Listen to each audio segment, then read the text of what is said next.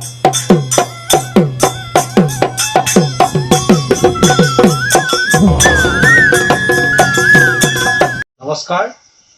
আজি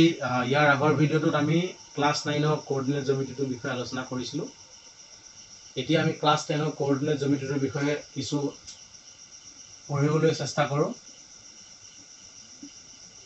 কোঅৰ্ডিনেট জ্যামিতি ইয়াৰ আগৰ ক্লাছটোত আমি বিশেষ বিতংভাৱে আমি কৈছিলোঁ এই চেপ্টাৰটোৰ বিষয়ে এতিয়া আমি চেপ্টাৰটোৰ কিছু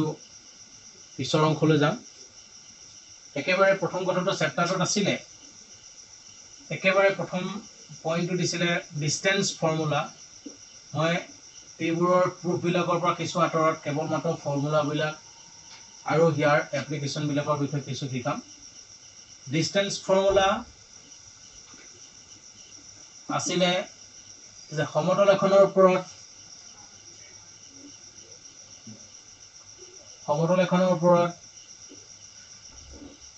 যিকোনো দুটা বিন্দুৰ মাজৰ দূৰত্ব এটো x1 y1 বুলি কৈছো আৰু b x2 y2 বুলি কোৱা হৈছে এতিয়া এই a আৰু b মাজৰ দূৰত্ব সমতল এখনৰ ওপৰত যিকোনো দুটা বিন্দুৰ মাজৰ দূৰত্ব উলিয়াবলৈ আমি ফৰ্মুলাটো ব্যৱহাৰ কৰিবলৈ গৈছো তো একেবাৰে আৰম্ভণিৰ পৰা যদি চোৱা যায় তেতিয়া হলে distance formula distance between 2 points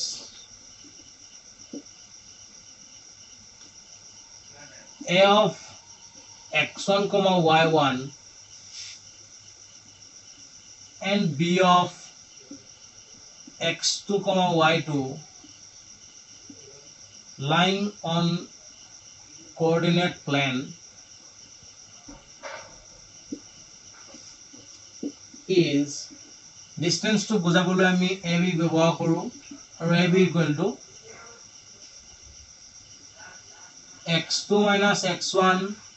whole square plus y2 minus y1 whole square এই সূত্ৰটোৰ দ্বাৰা ইয়াক প্ৰকাশ কৰা হয় শেষত ইউনিট লিখা হয় যেহেতু কোঅৰ্ডিনেট জ্যামিতিৰ ক্ষেত্ৰত কোনো সেন্টিমিটাৰ বা মিটাৰ কোনো ধৰণৰ ইউনিট নাই গতিকে জাস্ট ইউনিট বুলি লিখি থৈলে হ'ব এতিয়া এই ডিসটেন্স ফৰ্মুলাটোৰ পৰা এপ্লিকেশন হিচাপে যদি আমাক কওঁ distance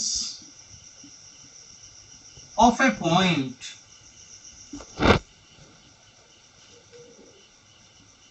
a of ab from origin মানে আমি ও বিন্দুটো বুজাও অৰিজিনৰ পৰা কোনো এটা বিন্দু a লৈ কিমান ডিসটেন্স হ'ব সেই কথাটো বুজাবৰ বাবে আমি স্পষ্ট ৰূপত অৰিজিনটো o দ্বাৰা বুজোৱা গতিকে o ইকুৱেল কি হ'ব লাগিব আমি যেটো সেকেন্ড বিন্দুটো a বুলি বিবেচনা কৰিছো গতিকে x2 x1 ফৰ্মুলা আমি যদি চাও o বিন্দুটোৰ কাৰণে আৰু a বিন্দুটোৰ কাৰণে ইয়াত x1 x2 ৰ ভ্যালুটো হৈছে a বিন্দুটোৰ কাৰণে a আৰু y2 ৰ ভ্যালুটো হৈছে b আৰু অৰিজিনৰ কাৰণে x1 ৰ ভ্যালুটো হ'ব 0 y1 ৰ ভ্যালুটো হ'ব 0 এতিয়া আমাক যদি ডিসটেন্স ফৰ্মুলাটো এপ্লাই কৰিব দিয়ে ডিসটেন্স ফৰ্মুলাৰ পৰা আমি ক'ব পাৰো যে a minus 0 whole square plus b minus 0 whole square এটোতে আমি লিখিব পাৰো a square plus b square মানে আমি ক'ব পাৰো যে অৰিজিনৰ পৰা কোনো এটা বিন্দুৰ মাজৰ ডিসটেন্স যদি আমি বুজাব বিচাৰো তেতিয়ালে সেইটো আমি বুজাবৰ বাবে আসলতে এনেকৈ লিখিলে হ'ব abscissa square plus coordinate square এটো হ'ব এটা ফৰ্মুলা এই ফৰ্মুলাৰ দ্বাৰা আমি অৰিজিনৰ পৰা যিকোনো এটা বিন্দুৰ মাজৰ ডিসটেন্সটো বুজাব পাৰো তো ডিসটেন্স ফৰ্মুলাৰ এই এপ্লিকেশনৰ পিছত ইয়াৰ এটা সৰু এপ্লিকেশন আমি মাত্ৰ পালো ডিসটেন্স ফৰ্মুলা এই এপ্লিকেশনটো পিছৰ পৰ্যায়লৈ আমি গলে সেকেন্ড আমি শিকিব লাগে যে সমতল এখনৰ ওপৰত যদি এৰিয়া ট্ৰায়াঙ্গল এটা এৰিয়া কথা কোৱা হয় area of A ট্ৰায়াঙ্গল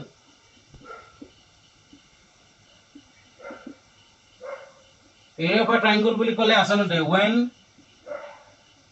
their vertices are known,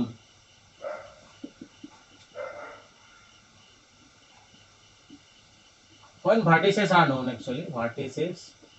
are known, যেতিয়া vertices তো vertex বিলাক আমি গম পাম, যেনে let a of x1, y1 b of x2, y2 c of x3, y3 are three vertices of triangle ABC on a plane. সমতল এখনৰ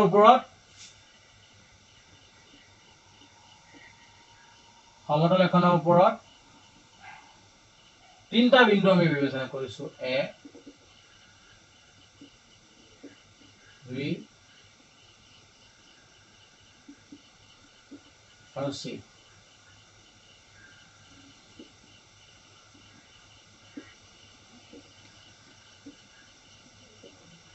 এই বিন্দু কেইটাৰ মাজৰ দূৰত্ব আমি ডিসটেন্স ফৰ্মুলাৰ দ্বাৰা উলিয়াব পাৰো।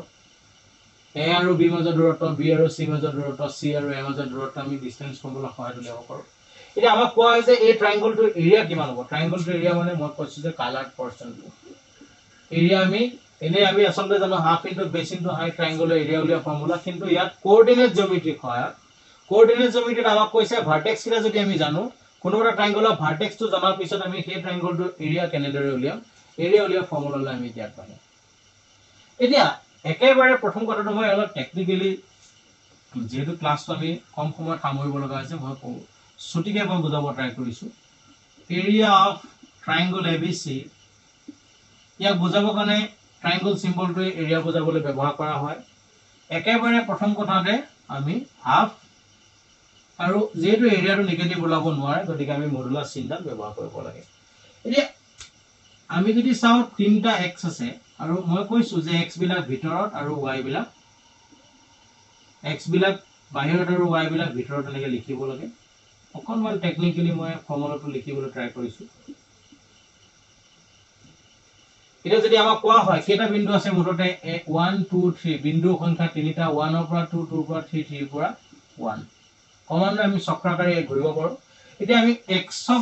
বিলাকক আমি নামাঙ্কন কৰিলো x1 x2 x3 এইবিলাক x ৰ নামাঙ্কন কৰা হ'ল। ঠিক একেদৰে আমি যদি চাও 1 ৰ পিছত পাম 2 2 ৰ পিছত পাম 3 অলপ টেকনিক্যালি চাব লাগে 1 তাৰ পিছত 2 তাৰ পিছত 3 ইয়াত দেখিছো 2 আছে 2 ৰ পিছত আমি 3 পাম 3 পিছত আমি পাম 1 3 আছে 3 পিছত পাম 1 1 ৰ পিছত পাম 2। এটো আছে ট্ৰায়াঙ্গল এটাৰ ভাৰ্টেক্স এটা জানা থাকিলে এৰিয়া উলিওৱা এটা ফৰ্মুলা। এই ফৰ্মুলা সহায়ত ভাৰ্টেক্স জানা থাকিলে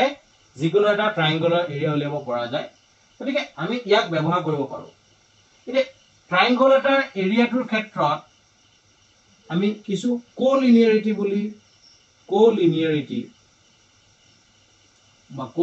পইণ্টছ বুলি কোৱা হয়।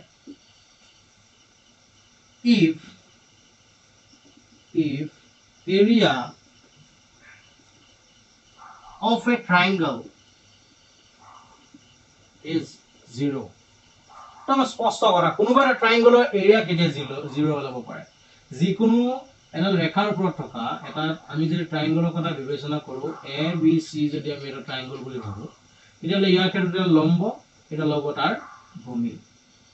লম্ব পাৰপেন্ডিকুলাৰ এণ্ড বেস।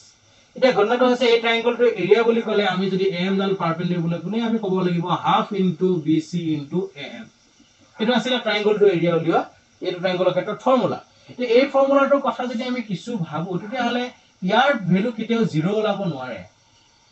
এই ট্ৰায়াঙ্গলটোৰ ভ্যালু 0 কেতিয়াও ওলাব নোৱাৰে কাৰণটো আমি BC আৰু AM ৰ ইয়াৰ ভ্যালু দেখিছো। যদি এই ট্ৰায়াঙ্গলটোৰ এৰিয়া 0 ওলাব লগা হয় তেতিয়াহ'লে এটা কথা স্পষ্ট যে এই A বিন্দুটো নামি আহি এই AM ৰ কোনো ধৰণৰ দৈৰ্ঘ্য থাকে AM ৰ ভ্যালু যদি 0 হয় তেতিয়াহ'লে আমি ট্ৰায়াঙ্গলটোৰ এৰিয়াটো 0 পোৱা চান্স থাকিব। গতিকে মই এটা কথা কৈছো যে if area of a triangle is 0 then the three vertices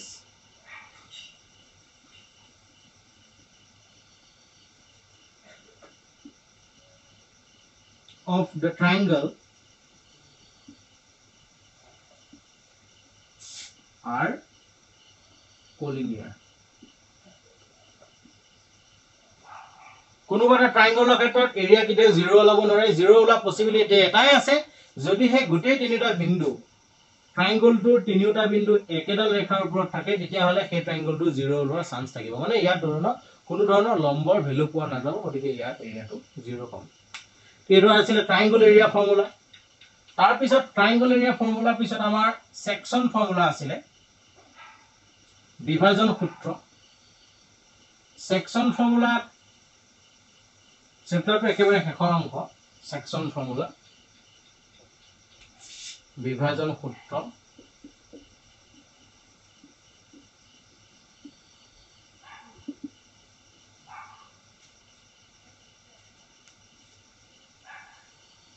A আৰু B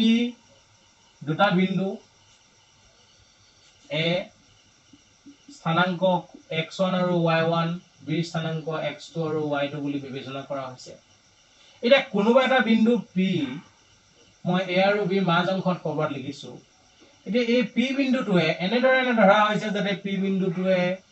A আৰু P মাজৰ দূৰত্বটো m আৰু আসলতে ধৰ সম্পূৰ্ণৰূপে দূৰত্ব বুলি ক'ব নোৱাৰো এটো এটা ৰেশিওত ভাগ কৰিছে P নামৰ বিন্দুটোৱে A আৰু B সংযোগী লাইন সেগমেন্ট ডালক AB m:n ৰেশিওত যদি ডিভাইড কৰিছে তেতিয়া হলে এই P বিন্দুৰ কোঅৰ্ডিনেটৰ ক্ষেত্ৰত সেকশন ফৰ্মুলা আমাক হেল্প কৰে কোঅৰ্ডিনেট এই P বিন্দুটোৰ কোঅৰ্ডিনেটৰ ক্ষেত্ৰত section formula if a point P divides the join of A of x1, y1 and B of x2, y2 in the ratio m:n, then যদি এই সমতলৰ ওপৰত থকা এই P বিন্দুটোৱে A আৰু B বিন্দু সংযোগী ৰেখাখণ্ডডালক m:n অনুপাতত ভাগ কৰিছে তেতিয়া হলে coordinates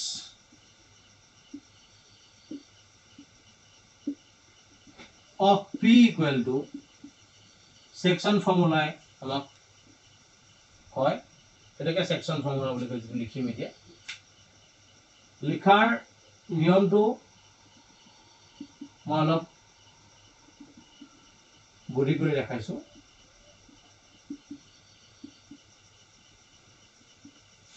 এটো একে লিখিছো মই এতিয়া যেহেতু এটো ফাৰ্স্ট কম্পোনেন্ট এটো সেকেন্ড কম্পোনেন্ট মানে এটো এফসিসা আৰু এটো অৰ্ডিনেট গতিকে ইয়াত কোঅৰ্ডিনেট বিন্দুটোৰ ক্ষেত্ৰত ইয়াত x ৰ ভ্যালু বিলাক আহিব আৰু তাত y ভ্যালু আহিব আৰু লিখাৰ নিয়মটো ইয়াত x টো প্ৰথমতে ডাঙৰটো আৰু পিছত x1 ইয়াত y2 আৰু ইয়াত y1 ইয়াত আমি বৰ বেছি টেকনিক্যাল বহুত বেছি ভিতৰলৈ আমি চেপ্টাৰটো যাবলৈ বিচৰা নাই ইয়াত একদম ওপৰে ওপৰে চেপ্টাৰটো ষ্টুডেন্ট বিলাকে পঢ়িব পৰাকে আমি কৰিছো পিছত আমি ইয়াৰ প্ৰয়োজন বখত এবোৰক আমি বহলাই আলোচনা কৰিম এতিয়া আমি P বিন্দুটোৰ স্থানাঙ্কৰ বিষয়ে আমি গম পালো এতিয়া যদি আমাক ইয়াত কোৱা হয় কোঅৰ্ডিনেট অফ এই সেকশন ফৰ্মুলা দ্বাৰা এইটো আগবাঢ়ে coordinates of mid point of a line segment এডালৰ মিড পইণ্টৰ কোঅৰ্ডিনেটটো আমাক যদি বিচৰা হয় মই বিবেচনা কৰিছো যে A of x1, y1 আৰু B of x2, y2 এই A আৰু B বিন্দু সংযোগী ৰেখাখণ্ডডালৰ মধ্যবিন্দুটো মিড পইণ্টক মই P বুলি বিবেচনা কৰিছো এতিয়া মোক যদি কোৱা হয় এই P বিন্দুৰ স্থানাঙ্ক কিমান হ'ব তেতিয়া হলে মই সেকশন ফৰ্মুলা সহায়ত মই যদি স্পষ্ট ৰূপত ক'ব পাৰো যেহেতু A পৰা P লৈ আৰু P পৰা B লৈ এই দুটা ডিসটেন্স সমান গতিকে মই স্পষ্ট ৰূপত ক'ব পাৰো যে P নামৰ বিন্দুটোৱে AB নামৰ ৰেখাখণ্ডডালক দুটা সমান অংশত ভাগ কৰিছে দুইটাৰ মান মই 1 1 হিচাপে বিবেচনা কৰিছো দুইটা যদি A পৰা B লৈ 2 বুলি ভাবিলে দুইটা 1 1 হ'ব এতিয়া সেকশন ফৰ্মুলা সহায়ত মই ক'ব পাৰো যে কোঅৰ্ডিনেটস অফ P বুজাবৰ কাৰণে সেকশন ফৰ্মুলাৰ দ্বাৰা আগবাঢ়ো m ৰ ভ্যালু দেখিছো ইয়াত 1 into x2 plus 1 into x1 divided by 1 plus 1 একেদৰে ইয়াত 1 into y2 plus 1 into y1 divided by 1 plus 1 আমি ইয়াক এনেদৰে লিখিব পাৰো x1 plus x2 divided by 2 y1 plus y2 divided by 2 এটো হৈছে সেকশন ফৰ্মুলাৰ সহায়ত কোনোবা এটা যিকোনো এটা বিন্দু সংযোগী ৰেখাখণ্ড মধ্যবিন্দু উলিওৱা এটা ফৰ্মুলা তাৰ পিছত আমি খুব বেছিকে এপ্লিকেশন হয় আমি শিকাখিনি ভিতৰতে দেখি আছে নতুনকে শিকিব লগা নাই যে এক্সিস এডালৰ ওপৰত থকা পইণ্ট এটা কোঅৰ্ডিনেটৰ ফৰ্মেশনটো কেনেকুৱা হয়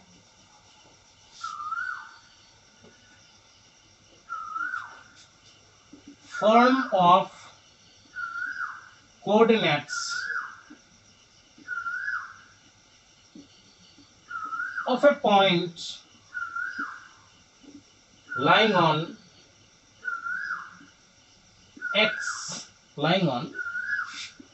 x axis is কেনেকুৱা হ'ব যে যদিহে পইণ্টটো যদি x অক্ষৰ ওপৰত থাকিব লগা হয় তেতিয়াহলে তাৰ x ৰ ভ্যালু দেখিব কিন্তু কি যেহেতু এক্সিসৰ পৰা x এক্সিসৰ পৰা ওপৰলৈ বা তললৈ কোনোফালে আহিব পৰা নাই গতিকে y ৰ ভ্যালুটো কিন্তু ইয়াত 0 হোৱাটো বাধ্যতামূলক গতিকে এই ক্ষেত্ৰত আমি ক'ব পাৰো x এক্সিসৰ ক্ষেত্ৰত x, 0 ঠিক একেটা সিস্টেমতে y এক্সিসৰ ক্ষেত্ৰত এই ভ্যালুটো কিন্তু আমি ক'ব লাগিব 0, y গতিকে আমাৰ ক্লাস 10 ৰ চেপ্টাৰটোত কোঅৰ্ডিনেট জ্যামিতি চেপ্টাৰটোত এইখিনি বস্তুৰ ওপৰতে আবদ্ধ হৈ আছে এই থিওৰিখিনিৰ ওপৰতে আবদ্ধ হৈ সেইবোৰৰ এপ্লিকেশনবোৰ আমি শিকিম গতিকে ইয়াৰ বহুল প্ৰয়োগবোৰ আমি পিছলৈ শিকিবলৈ চেষ্টা কৰিম ধন্যবাদ